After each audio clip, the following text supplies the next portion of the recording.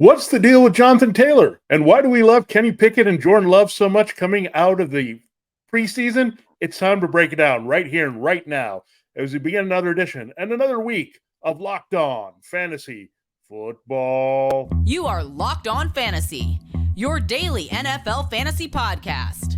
Part of the Locked On Podcast Network, your team every day.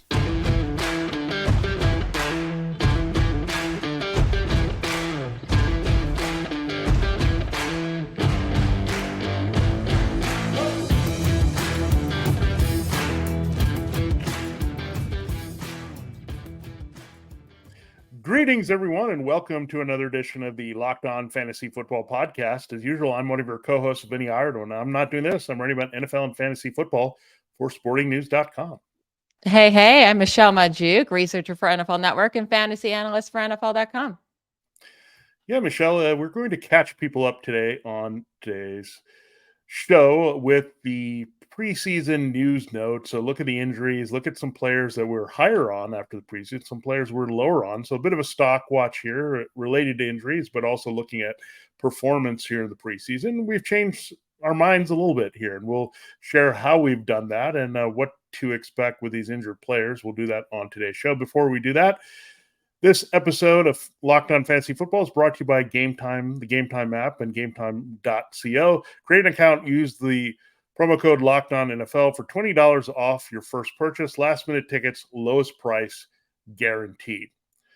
All right, Michelle, you've compiled a list of injured players that we need to talk about on today's show. So I'll let you dive in and we'll break down what we think and how we want to approach these guys during the draft. I think the number one guy we need to talk about is Jonathan Taylor. So he just became present at practice for the Colts. He actually showed up, but he was not dressed. He's still on the sidelines, still on that PUP list. Now, we just got some latest news right before we hopped on here from Stephen Holder, ESPN reporter. He said, Jonathan Taylor update. Talks continue, and as expected, this will go down to the wire. One tidbit, I believe there will be a second team involved beyond the Dolphins, which would certainly change the dynamics. So we know for sure that the Dolphins have sent an offer. We don't know what it is. Clearly, it's not a first-round pick, or you think the Colts would accept that immediately. But they seem to be in the sweepstakes. And I think if Jonathan Taylor goes there, I'm all in. But they gave him a deadline of Tuesday, right? Tuesday at the end of the day. If we get to Wednesday, Thursday, and he's still on the Colts, how are you feeling about taking him? Because he's still a second-round pick. Yeah, my first draft of note that I really have here, I had to do it on Thursday. So I'm going to find out on August 31st if I'm interested in Jonathan Taylor. We'll know because they have final roster cuts. So I'm glad I waited until the roster cuts and Wednesday and this trade deadline because I have a good idea. And yeah, Jonathan Taylor, he'd be suddenly way more appealing if he was with Miami because he would clean up that entire mess with Raheem Mostert and Jeff Wilson Jr. and Devin Etienne and just be their starting running back. And now you're essentially looking at a team that has three big-time weapons that's going to flow their whole offense through them: Tyreek Hill, Jalen Waddle, and Taylor. And Taylor doesn't have to catch passes to be very effective in that because he can score a lot, get a lot of rushing yards in that ideal zone blocking system for Mike McDaniel. So, yeah, we'd be all in. I'd like him ahead of Josh Jacobs. I'd probably like him ahead of Derrick Henry if he's a Dolphin. Whoa. I think I would be that high on him because I think, again, there's not many people touching the ball in Miami. It should be an explosive offense. They're going to score points. He's going to finish a lot of drives, so I love that if Taylor ends up there. Now, with the Colts, I'm more staying away. I don't know what he's going to do, if he's going to hold in, so to speak. No, I can't like him in the current situation. If he doesn't love the team, you have a rookie quarterback, this offense, very limited as well, so you could see containing this offense completely here. The offensive line has some question marks. So I might be all out. If it's the Colts, we'll have to see what this mystery team is. I don't know who it could be. I'm hoping it's not the Vikings, right? For my Alexander Madison love. But yeah, it is interesting. I will say right now, if you're drafting and you don't know what's happening with Jonathan Taylor, I'm still okay taking him, right? I'm not saying he's completely off my board, but I'm going with guys like Josh Jacobs, Najee Harris, even Joe Mixon over him. But then when it gets to that tier where it's Ramondre Stevenson and Jahmyr Gibbs and Aaron Jones and Breece Hall and Kenneth Walker, like I want Jonathan Taylor over all of those guys because they all have question marks, right? And they might have to split a backfield and we don't feel 100% confident. So I'm still willing to take Jonathan Taylor there because even if he has to stay with the Colts, you expect him to play, right? And be back. And then if he ends up getting traded to the Dolphins, you got to steal. So I'm still willing to take him. It's just I'm going to take those other guys who own a backfield to themselves and are much safer before him. Yeah, the one thing we don't like in fantasy football is uncertainty. And there's just too much uncertainty right now. The ankle, is he going to be on this team? Let's just get a definition here. Is he going to play in week one? Who's he going to play for in week one? Then we feel real confident about taking him. Now, Jaxon Smith-Njigba doesn't look good to play in week one, Michelle. He's got a wrist injury here. That's not going to affect us too much, I don't think, early in the season because we're drafting him as a borderline wide receiver 3-4. But it might help the value, maybe DFS of DK Metcalf and Tyler Lockett for that game. And we're just hoping this is not a lingering thing, right? I mean, are you hearing anything about him being out beyond early in the season? I feel like we'll never know with Seahawks players, right? Yeah. Pete Carroll does not tell us the truth about injuries. So this could be a long injury. He could be back by week one. Who knows? But with such a severe, I believe he fractured his wrist. I would not assume he's back by week one, probably not even week two. In that case, it's hard. It's already been hard to have too much confidence in him because we see the talent, but he has so many weapons around him and DK and Tyler Lockett that's going to steal a ton of targets and touchdowns. And then with this injury, I just don't see him even being usable for fantasy until midseason. I'm personally going to stay away. There's guys going around him like Brandon Cooks, Cortland Sutton, Juju, especially Gabe Davis, who's going after him, that I would prefer to take over JSN. So with this injury, I'm completely out. I was already on the line to begin with. And with the injury, I'm out. Yeah, it's really hard to invest in a player. You don't know when they're going to be back. It's also another unknown, right? He's a rookie. You're not absolutely sure what his role is going to be right away. You hear a lot of more 11 personnel, but we're not sure exactly. So this might alter their plans as well to go to back to 12 personnel and use their tight ends. And one guy I think I'm out on now, I wanted to be in on this guy badly, Michelle, is Jerry Jeudy. I liked him early. I liked the situation. Everyone was dropping like flies in this offense. Tim Patrick was gone there with another injury. You lost to KJ Hamler. Now he got hurt with a hamstring, Jerry Jeudy. Then they cut Kendall Hinton. Everything seems to be lining up for the guy that you started to like a little bit more is Cortland Sutton. So I think I'm going to take the value on Cortland Sutton and be totally out on Jerry Jeudy because hamstring, soft tissue, we know they linger. And for Jerry Jeudy, the injury history is not great. And maybe we also look at Marvin Mims, another guy we buzzed about later in the draft. So maybe it's Sutton and Mims that Russell Wilson's going to have to ride with this year. Yeah, I mean, we have to realize with Jerry Jeudy, he gets hyped every year, right? But we're talking about a guy that has 9 total receiving touchdowns throughout his 3 NFL seasons. A guy who has 80 plus receiving yards in 6 games. 6 games in his entire career. Just 80 plus receiving yards. And every year he gets overhyped. And I understood the hype, right, with Russell Wilson, with Sean Payton. Like, it does seem like Russell Wilson prefers Jerry Jeudy when he's healthy on the field, but he hasn't been able to stay healthy. And now with this hamstring injury, like he really hasn't shown us anything in his career. But we keep saying like, oh, this is the guy. Is he? He's going way too high. Maybe he drops a bit with this injury, but there's still so many good players around him. There's Deontay Johnson who's going like a good round and a half after him. I would much prefer Deontay Johnson, Tyler Lockett, Brandon Ayuk.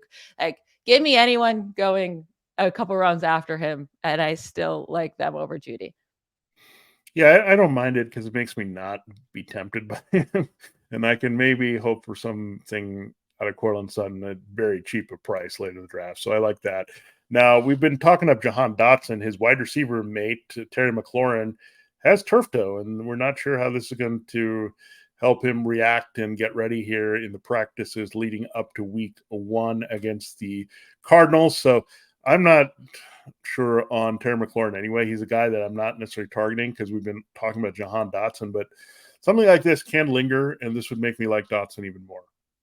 Yeah, so with this, I actually think Terry McLaurin is very important to the offense. Like, I want him there healthy for Sam Howell to succeed. I think this opens up things for Jahan Dotson.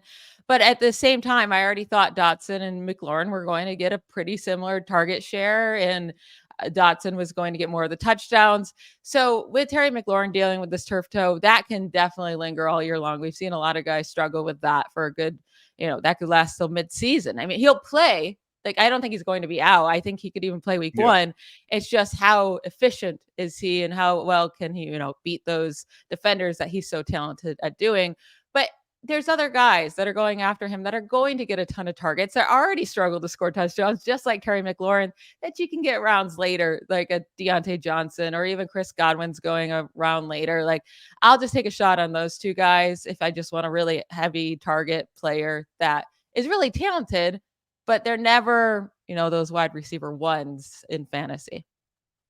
Yeah, definitely. Yeah, McLaurin, I have pause again. Not a guy that I've necessarily targeted, so that does make sense to just look at other guys, and that's what we can do. We don't have to look at these guys if there's some better alternatives there. Treylon Burks is another one. He had a bit of a knee issue that popped up a few weeks ago. They're not very kind of forthcoming on his injury here, so I have no idea if he's going to be out there for week one. I'm not sure. This Titans passing game, again, I want to invest in a little bit more, but I'm a little bit kind of intimidated here by this injury, and then DeAndre Hopkins' age. I don't know what we're going to get from Chigakonkwo. I think this makes me not just out on Burks, but maybe out on the Titans in their passing game. I'm still totally in a DeAndre Hopkins. The thing with Burks is you could see the upside because he could be the wide receiver one for a team, and Ryan Tannehill has supported a wide receiver one before. But as soon as they signed DeAndre Hopkins, like, his upside was pretty much deflated, and now he's dealing with another injury. He's had trouble staying healthy. I'm completely out on Treylon Burks. There's just other guys you can take with similar upside that are much safer later in the draft. So yeah, this injury makes me, I was already out, but I'm 100% out. Yeah, I mean, he's probably wide receiver 5 at best. That's how I would draft him. I'm not going to take him in that wide receiver 3-4 borderline where he's going. I think I would maybe consider him at 5, maybe even at wide receiver 6, but not there.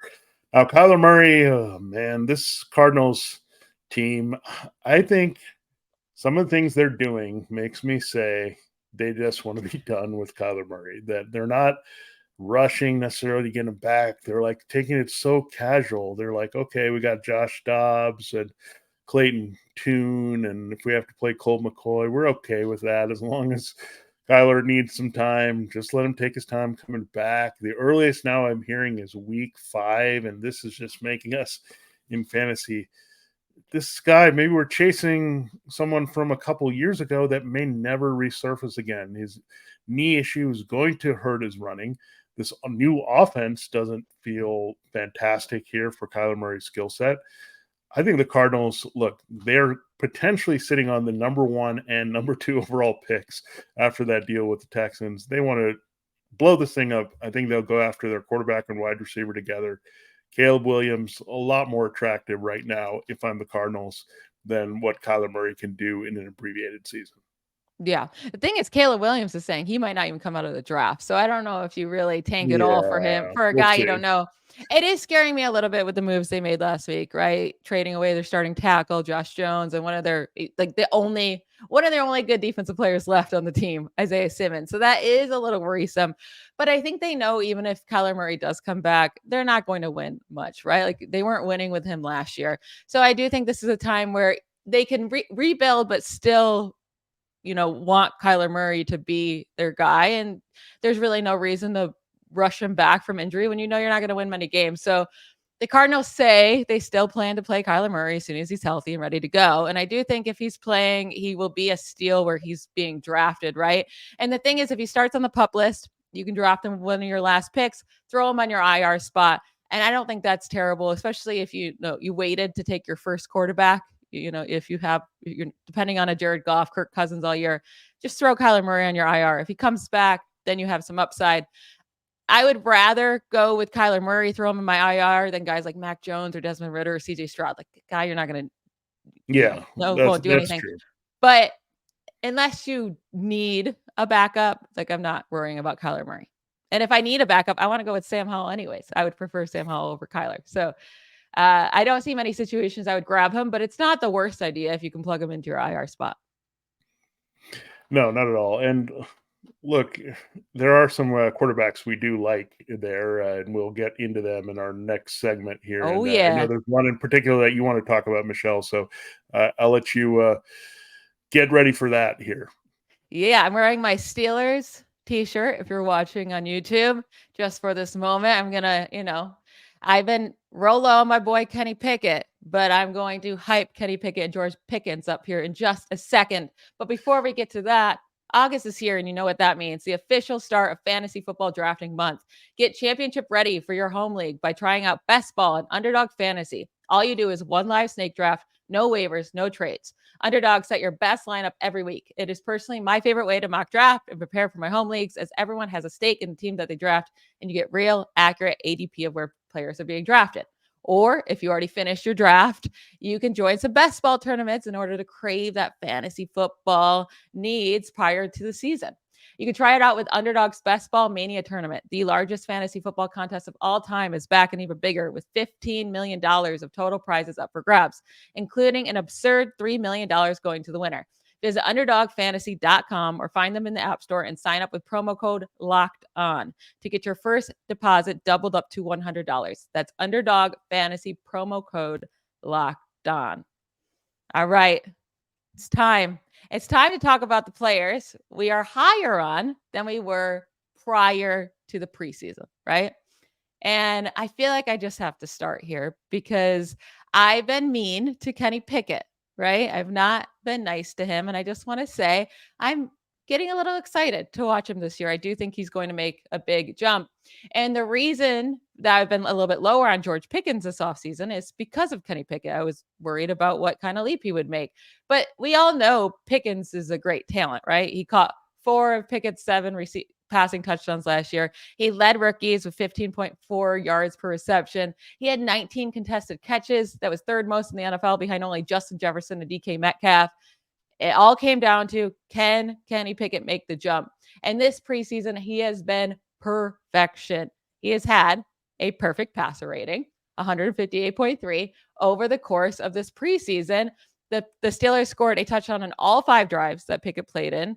And I just want to say, like, how rare it is for a guy to have a perfect passer rating. So he's actually the only player since at least 2000 to have 15 plus pass attempts and a perfect passer rating in a single preseason. Like, he just hasn't done anything wrong yet. And we've seen the connection between Pickett and Pickens. They connected for 3 receptions for 76 yards and a touchdown, 2 completions of 30 plus yards.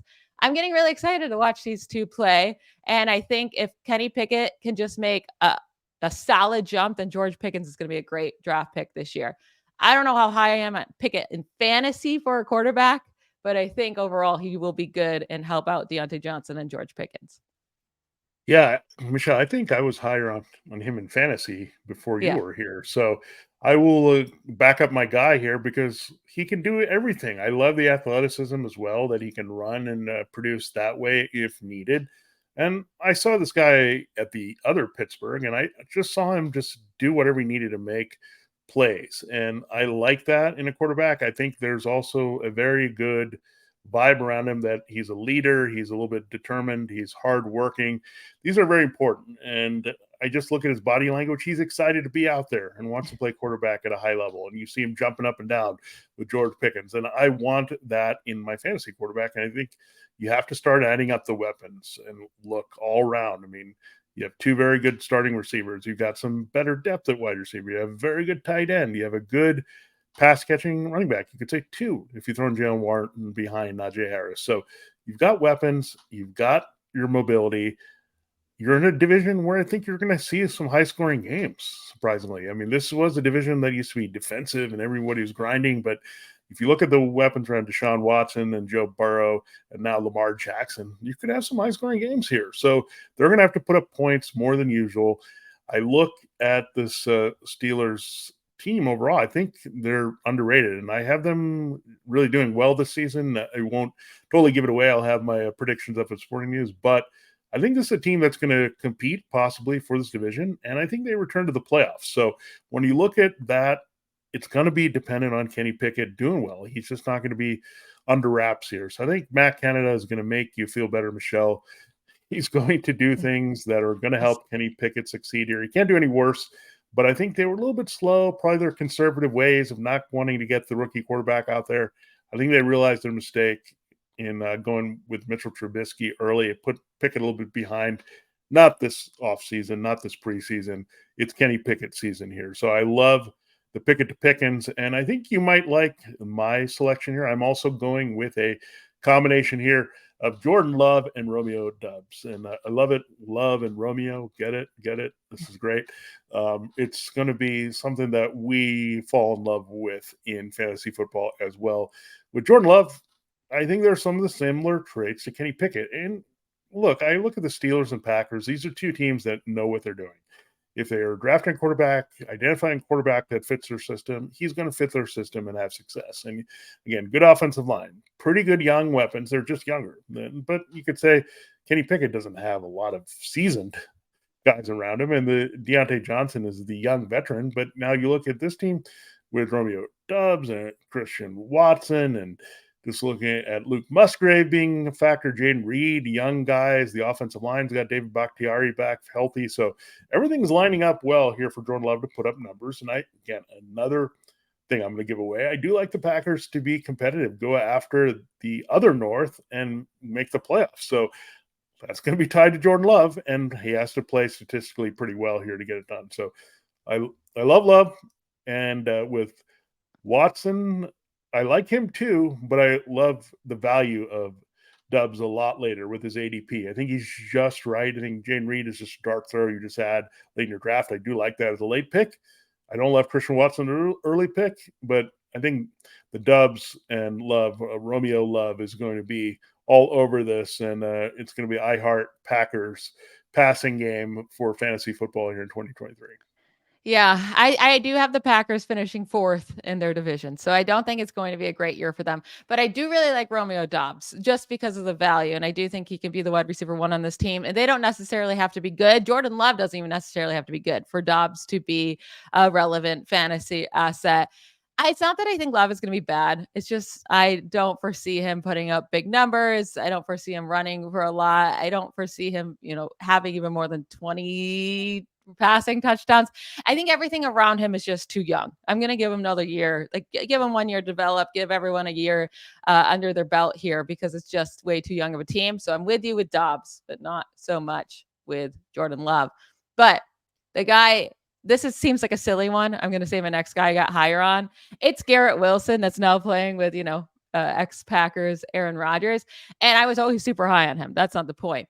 It was just like I was getting a little worried. Everyone has him as a top 10 wide receiver. And I think I have him ranked as like wide receiver 7. And I'm like, is this getting too high? Like I was getting worried. But then we get to see Aaron Rodgers finally playing a preseason game. He has 5 completions, 47 yards, and a passing touchdown. Garrett Wilson had 3 of those receptions, 30 of the 47 yards, and caught the touchdown. Like Garrett Wilson was exactly as advertised, as what we thought he could be with Aaron Rodgers. I know it was like a couple drives we got to see, but it was beautiful. And I loved everything about it. And Mecole Hardman was the only other wide receiver on the team to even get a target from Rodgers. Corey Davis retired. That doesn't seem like a lot, but that is, a veteran target. Wide receiver now off the team. So I think Garrett Wilson does, he solidified it for me that he does have top 5, top 3 ceiling, and it's completely fine that he's going where he's going in drafts. Michelle, I'm going to start by saying I do love everything you're saying, and I am on board with all of it. Now we can play a little bit game and say, where would you draft him? Who would you draft him over? So I assume you're not going to take him over Justin Jefferson or Jamar Chase. Is that fair to say? Yeah. Okay. That is fair to say. Okay. So we have Cooper Kupp. How about this? We'll start with Cooper Kupp. Would you take Garrett Wilson over a potentially injured Cooper Kupp? I'm still taking Cooper Kupp. Okay. I'm still taking Cooper Kupp over him, and I'm still taking Tyreek Hill over him. Okay. That's fair. That was the other guy I was going to bring up, but I assumed Tyreek Hill was out just with Jefferson and Chase. So let's get more interesting here. Stephon Diggs. Would you take same division, quarterback connection? Other guys could touch the ball in Buffalo. I'm still taking Stephon Diggs. Okay. So then we get into some Stephon Diggs, but that's the line. That's the Okay, line. that's the line. So That's where it you're stopped. taking him over Yeah. then Devontae Adams, 100% over Devontae Yes. Adams at this stage. Okay, Yes. Over I Amon think Ra. okay. I'm with that. I'm right there with you. I think I would do that exactly the same line that you have him at. Cooper Kupp, I don't know. Like, I'm just a little bit afraid of that injury, the latest injury. And I feel like the Jets are an ascending team. The Rams are not. I would consider Garrett Wilson over Stephon Diggs. I was trying to sneak in that vibe here, but I would consider it because I think they're in similar situations. But I think the targets actually might be bigger for Wilson this year with the Corey Davis situation, with the question marks about Allen Lazard and Randall Cobb and the tight ends, where I think you might have Dalton Kincaid, you might have Gabe Davis, you might have some other guys emerge, maybe some targets for James Cook out of the backfield. But this Jets situation seems to be, I don't know what the floor on targets for Garrett Wilson is, but I think it's pretty high. Yeah, I 150, just 180. his ceiling with Aaron Rodgers. I think his ceiling comes with, like, we already know he's going to get the targets and the receiving yards. I think his ceiling comes with how many touchdowns he could score now that he has a real quarterback. And then I'll go through my last guy here, and then you can go through Sure. your two other players that you are higher on. It's Khalil Herbert, right? I've been talking him up, but Justin Fields has played on 5 drives this preseason. Herbert had 60% of the carries on those drives. Deonta Foreman, the guy behind him, only 22%. Roschon Johnson, the rookie, 0%. That's according to Matthew Berry's Fantasy Life. Again, I've always just wanted the running back that's starting for the Bears. I thought Khalil Herbert was the most talented out of the bunch, and he's proven to be so. And it seems like he won the starting job. So I feel very confident taking him now. And I've been reaching on him in every draft just to make his ADP is so stupid low on every platform that, like, he is going to go higher than what it says on the list. And so I'm taking him in the 7th round just to make sure I get Herbert on my team.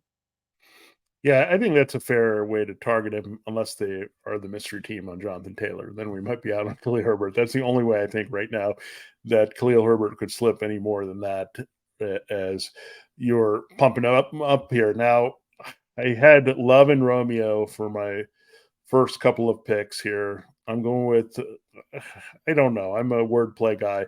I have Brandon Cooks and James Cook. So I've got too many cooks maybe in the kitchen here, cooking up a storm here in fantasy football. But when I look at Brandon Cooks, I think you're on board with this. Just the way things are going. I mean, looks like Michael Gallup might be phased out a little bit for Jalen Tolbert a little bit more. So it's a drop off. You like Jake Ferguson, but he's still a young guy that you have to get acclimated totally into the starting role.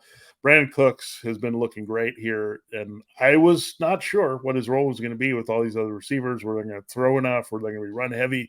But now I feel like they do want to throw the ball quite a bit in Dallas and kind of reestablish throwing on their own terms. So I think Brandon Cooks is going to eat up a lot of volume, and I'm comfortable with his history of production over his multiple teams. Now, James Cook, maybe I'm a little bit too crazy about at this point. I'm not drafting him that high. I'm looking at more of an RB2, maybe a flex, depending on how I address running back early in drafts. I just think he's going to catch a lot of passes. I don't say that he's the most explosive guy, but I don't trust Damian Harris to stay healthy. You have Latavius Murray hanging around. I don't think he's going to do too much. So I just like the talent of James Cook, and I might say, look, James Cook had his value versus Dalvin with the Jets in that uncertain situation with Breece Hall. I think James Cook, his brother, younger brother, is in a lot better situation here. So I do like James Cook a little bit more. I think I was off him completely in terms of not being all that interested in the Bills running game, but now he's creeping back into that again. I'd say RB 22 to RB 26 conversation for me. So I guess the average of RB 24. Yeah, I will say I almost put James Cook here. Because I was all the way out just like you were, but he does seem to be, maybe the Bills finally feed a running back, right? I don't think he gets a ton of carries. I don't think he's like top 10 in the league in carries, but maybe they do lean on the run game a little bit more. You have to hope he gets the touchdowns in this last preseason game. He was in on like the entire drive and looking good, and then Damian Harris comes in and steals a touchdown. That's what I'm worried about. But I am higher on him and more willing to draft him in the right spot than I was prior. And then Brandon Cooks, I've been saying I Yeah. love his value all off season long. Now we have to get to close out the show. We're going to get into some players that we're now lower on after the preseason, right? We have to be fair. There's guys that we talked up and, we're getting a little worried. So we're going to go to the other side to close out the show. Before we do that, let's talk about the Gametime app. Buying tickets to your favorite events should not be stressful. Gametime is the fast and easy way to buy tickets for all the sports, music, comedy, and theater near you. With killer deals on last-minute tickets and their best price guarantee, you can stop stressing over the tickets and start getting hyped for the fun you'll have. A few weeks ago, my sister was in town, and while we were out and about, we decided at the last minute we wanted to go to a Houston Astros game. And from past experience, I knew I could hop on the Gametime app, find cheap tickets, purchase with ease, and receive the tickets to my phone instantly. I've truly never had a bad experience with Gametime. It's the fastest growing ticketing app in the country for a reason. Get images of your seat before you buy so you know exactly what to expect when you arrive. Buy tickets in a matter of seconds, 2 taps, and you're set. And tickets are sent directly to your phone so you never have to dig through your email. Snag the tickets without the stress with Gametime. Download the Gametime app, create an account, and use Locked On NFL for $20 off your first purchase. Terms apply. Again, create an account and redeem code Locked On NFL for $20 off. Download Gametime today. Last minute tickets, lowest price guaranteed. Vinny, who are you? You can run through your 3 guys here. Who are you lower on now after going through all 3 weeks of the preseason? Yeah, Rachaad White, I think I was somewhat low on him to begin with, but I'm a little bit lower now. I don't trust him completely to carry the load we're looking for in Tampa. We have Sean Tucker, looks like he's going to make the team out of Syracuse. He was getting some first-team reps. Keyshawn Vaughn is getting a little bit involved. I think Rachaad White is still clearly the starter, but I'm not necessarily wanting to invest in the Bucs offense and Baker Mayfield starting. It doesn't really make me want to be there with their running game. So I'm a little bit different on Dameon Pierce because he's a little bit more established with his workload, but Rachaad White, yeah, a little bit concerned with out on Cam Akers. Just not a fan of him getting into a fight there. That's not good, right? Getting thrown out, and he's already been in the doghouse before with Sean McVay. They really are trying to push the Kyron Williams agenda, maybe even the Zach Evans, to see what they can get out of him. So I'm just a little bit nervous on Cam Akers that things are going to go south with him, with his coaching staff, like they did early last season, and really was disappointing. And then Alexander Mattison, I hate to bring this up for you, Michelle, but I just can't get behind Alexander Mattison. Maybe this mystery team is the Vikings, like you mentioned, and they're going after Jonathan Taylor. He's a guy that I think just comes up with a few nicks here and there. I think this is the underrated part of him, is that I don't know if he can hold up, right? We haven't seen him get the 15, 18 touches that Dalvin Cook was getting. And I think it was a game in Seattle where he also got hurt. Like, I think Dalvin Cook got hurt early in the game, then Madison came in, then he got hurt immediately, and they had to go away from both of these guys. So I just don't trust him to be durable. Ty Chandler's looked okay. We'll see about the rest of this depth chart. You also have Dwayne McBride behind him that's looked pretty good. So I just don't want to invest too much highly in Alexander Mattison as an RB2. So I think White and Akers are probably – You're missing out. Yeah, I'll miss out. I think I'll live. And again, we've said this is one of the things we're going to be watching carefully on the show on who's right with Madison. But yeah, I'll let you start there, defend Madison, then you can get into your 3 guys. Listen, we haven't really learned anything, I feel like, about this Vikings backfield during the preseason because they haven't played any starters, and Alexander Mattison hasn't played at all. I think that's a really good sign for him that they really are depending on him. The only reason I'm sweating it out right now is because who is this mystery team? And the Bears have come out to say they're not in on Jonathan Taylor. Now, that's not always accurate, right? Maybe they're just trying to hide something, but it seems like it could be the Vikings. That's the only thing that would be stressing me out. But hopefully he just goes to the Dolphins. Besides that, I think Madison gets this full role. And any of these, so many running backs get injuries, right? Like, I'm not worried about the one time he got injured. Like, any of these running backs can get injured again in the preseason, so I'm not sure. I'm just worried. Hamstring when I see that word. Fine. He's fine.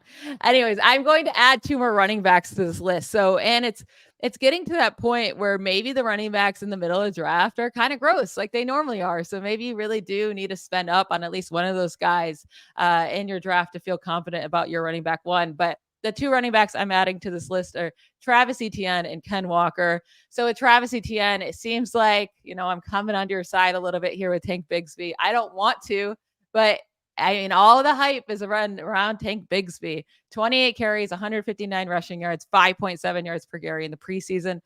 Many guys have looked really good in the preseason before and killed it and then did nothing in the regular season, right? Like, did not get work.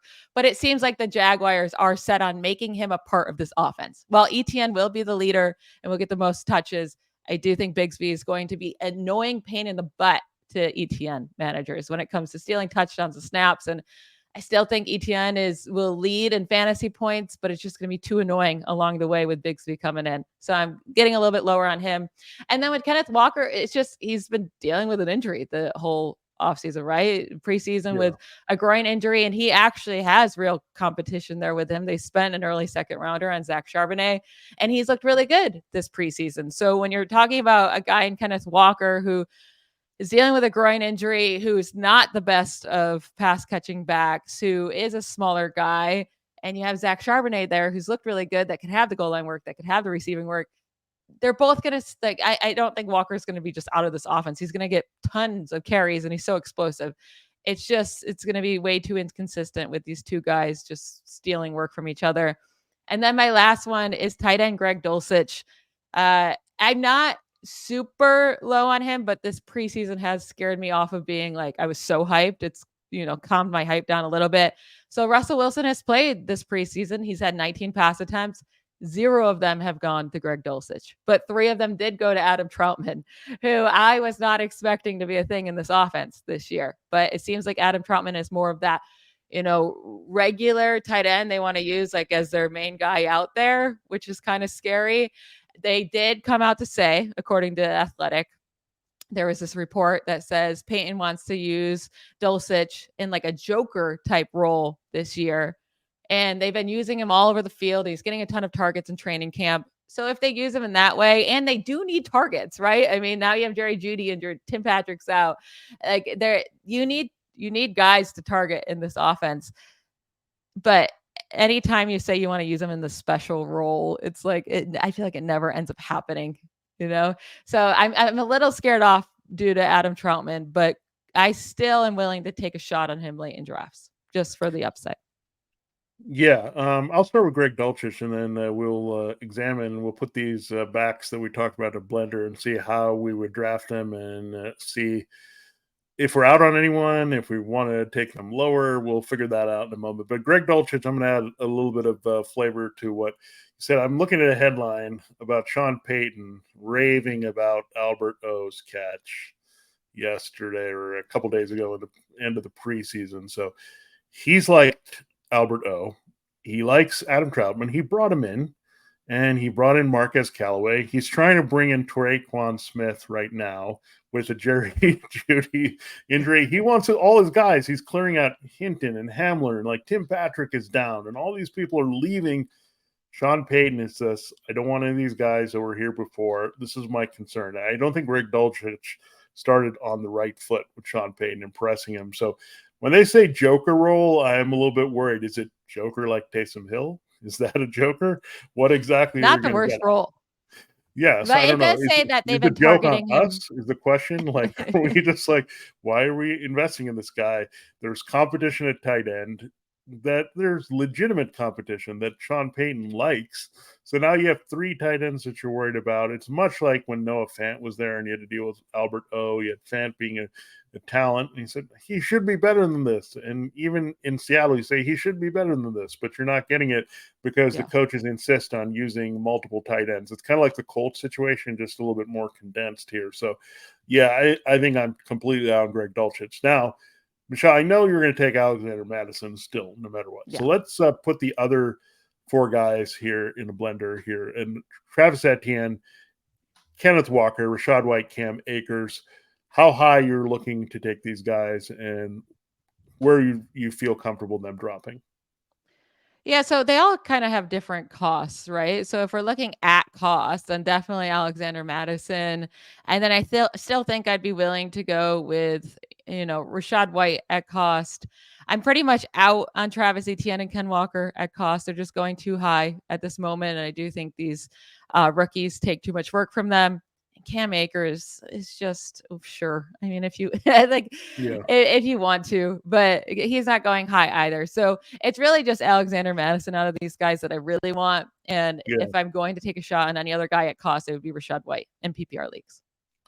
Yeah, White, the price has to be good for me to do it. And I think he might have an appeal. Now, I don't think I'm totally out on Travis Etienne. I do want his value to decrease a little bit more, where he was going as a running back 1. I'd like him more in the middle of running back 2s to feel comfortable, and maybe somebody will drop him down to that value in some leagues here because of the presence of Tank Bigsby. Now, I think one thing about Etienne, I'll say, this is kind of the reverse situation, kind of very similar to the Bills, right? I mean, James Cook, Travis Etienne, similar backs, but then you have a different back, right? The rookie is Tank Bigsby. I feel like there's a little bit of Damian Harris. Like, is that one of the hardest things in fantasy? I think we saw it last year to the nth degree with DeAndre Swift and Jamal Williams.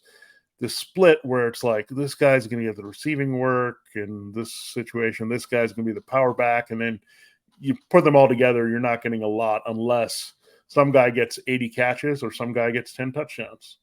Yeah, I mean, we've seen it work before, right? We've had the Melvin Ingram / Austin Eckler years where both were good. We had the Mark Ingram and Alvin Kamara year. Like, it's happened before. It's just a hard thing to do. Yeah.